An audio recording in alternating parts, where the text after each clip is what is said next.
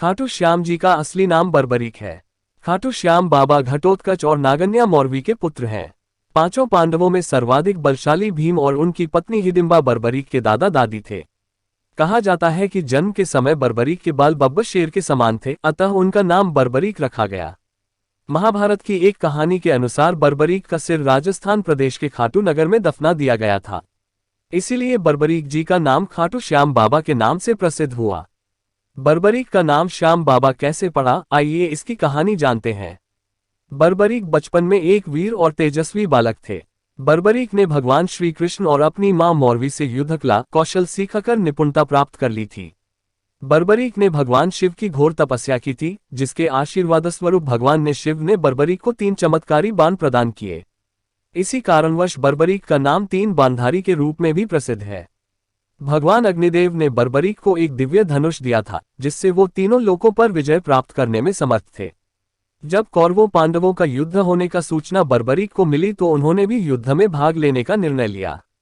बर्बरीक ने अपनी मां का आशीर्वाद लिया और युद्ध में हारते हुए पक्ष का साथ देने का वचन देकर निकल पड़े। इसी वचन के कारण हारे का सहारा बाबा श्याम हमारा ये बात प्रसिद्ध हुई। जब बर्बरीक जा रहे थे तो उन्हें मार्ग में एक ब्राह्मण मिला। ये ब्राह्मण कोई और नहीं, भगवान श्री कृष्ण थे, जो कि बर्बरीक की परीक्षा लेना चाहते थे। ब्राह्मण बने श्री कृष्ण ने बर्बरीक से प्रश्न किया कि वो मात्र 3 बाण लेकर लड़ने को जा रहा है। मात्र 3 बाण से कोई युद्ध कैसे लड़ सकता है? बर्बरीक ने कहा कि उनका एक ही बाण शत्रु सेना को समाप्त करने में सक्षम है और इसके बाद भी वह तीर नष्ट न होकर वापस उनके तरकश में आ जाएगा। अतः अगर तीनों तीर के उपयोग से तो संपूर्ण जगत का विनाश किया जा सकता है। ब्राह्मण ने बर्बरीक से एक पीपल के वृक्ष की ओर इशारा करके कहा कि वो एक बाण से पेड़ के सारे पत्तों को भेद कर दिखाए। बर्बरीक ने भगवान का ध्यान कर एक बाण छोड़ दिया। उस बाण ने पीपल के सारे पत्तों को छेद दिया और उसके बाद बाण ब्राह्मण बने कृष्ण के पैर के चारों तरफ घूमने लगा। असल में कृष्ण ने एक पत्ता अपने पैर के नीचे छिपा दिया था। बर्बरीक समझ गए कि तीर उसी पत्ते को भेदने के लिए ब्राह्मण के पैर के चक्कर लगा रहा है। बर्बरीक बोले कि ब्राह्मण अपना पैर हटा लो, नहीं तो ये आपके पैर को वेद देगा। श्री कृष्ण बर्बरीक के पराक्रम से प्रसन्न हुए। उन्होंने पूछा कि बर्बरीक किस पक्ष की तरफ से युद्ध करेंगे। बर्बरीक बोले कि उन्होंने लड़ने के लिए कोई पक्ष निर्धारित किया है, वो तो बस अपने वचन अनुसार हारे हुए पक्ष की ओर से लड़ेंगे। श्री कृष्ण ये सुनकर विचारमग्न हो गए, क्योंकि बर्बरीक के इस वचन के बारे में कौरव जानते थे। कौरवों ने योजना बनाई थी कि युद्ध के पहले दिन वो कम सेना के साथ युद्ध करेंगे। इससे कौरव युद्ध में हराने लगेंगे, जिसके कारण बर्बरीक कौरवों की तरफ से लड़ने आ जाएंगे। अगर बर्बरीक कौरवों की तरफ से लड़ेंगे तो उनके चमत्कारी बाण पांडवों का नाश कर देंगे। कौरवों की योजना विफल करने के लिए ब्राह्मण बने कृष्ण ने बर्बरीक से एक दान देने का वचन मांगा। बर्बरीक ने दान देने का वचन दे दिया। अब ब्राह्मण ने बर्बरीक से कहा कि उसे दान में बर्बरीक का सिर चाहिए। इस अनोखे दान की मांग सुनकर बर्बरीक आश्चर्यचकित हुए और समझ गए कि यह ब्राह्मण कोई सामान्य व्यक्ति नहीं है।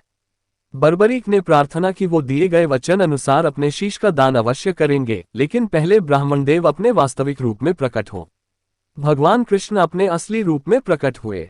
बर्बरीक बोले कि हे देव, मैं अपना शीश देने के लिए वचनबद्ध हूं, लेकिन मेरी युद्ध अपनी आंखों से देखने की इच्छा है। श्री कृष्ण बर्बरीक ने बर्बरीक की वचनबद्धता से प्रसन्न होकर उसकी इच्छा पूरी करने का आशीर्वाद दिया। बर्बरीक ने अपना शीश काटकर कृष्ण को दे दिया। श्री कृष्ण ने बर्बरीक के सिर को 14 देवियों के द्वारा अमृत से सींचकर युद्धभूमि के पास एक पहाड़ी पर स्थित कर दिया, जहां से बर्बरीक युद्ध का दृश्य देख सके। इसके पश्चात कृष्ण ने बर्बरीक के धड़ का शास्त्रोक्त विधि से अंतिम संस्कार कर दिया। महाभारत का महान युद्ध समाप्त हुआ और पांडव विजयी हुए। विजय के बाद पांडवों में यह बहस होने लगी कि इस विजय का श्रेय किस योद्धा को जाता है। श्री कृष्ण ने कहा, चूंकि बर्बरीक इस युद्ध के साक्षी रहे हैं, अतः इस प्रश्न का उत्तर उन्हीं से जानना चाहिए। तब परमवीर बर्बरीक ने कहा कि इस युद्ध की विजय का श्रेय एकमात्र श्री कृष्ण को जाता है, क्योंकि यह सब कुछ श्री कृष्ण की उत्कृष्ट युद्ध नीति के कारण ही संभव हुआ।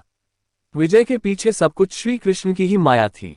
बर्बरीक के इस सत्य वचन से देवताओं ने बर्बरीक पर पुष्पों की वर्षा की और उनके गुणगान गाने लगे। श्री कृष्ण वीर बर्बरीक की महानता से अति प्रसन्न हुए और उन्होंने कहा, हे वीर बर्बरीक, आप महान हैं। मेरे आशीर्वाद स्वरूप आज से आप मेरे नाम श्याम से प्रसिद्ध होंगे। कलियुग में आप कृष्णावतार रूप में पूजे जाएंगे और अपने भक्तों के मनोरथ पूर्ण करेंगे। भगवान श्री कृष्ण का वचन सिद्ध हुआ और आज हम देखते भी हैं कि भगवान श्री खाटू श्याम बाबा जी अपने भक्तों पर निरंतर अपनी कृपा बनाए रखते हैं। बाबा श्याम अपने वचन अनुसार हारे का सहारा बनते हैं। इसीलिए जो सारी दुनिया से हारा सताया गया होता है, वो अगर सच्चे मन से बाबा श्याम के नामों का जप स्मरण करे तो उसका कल्याण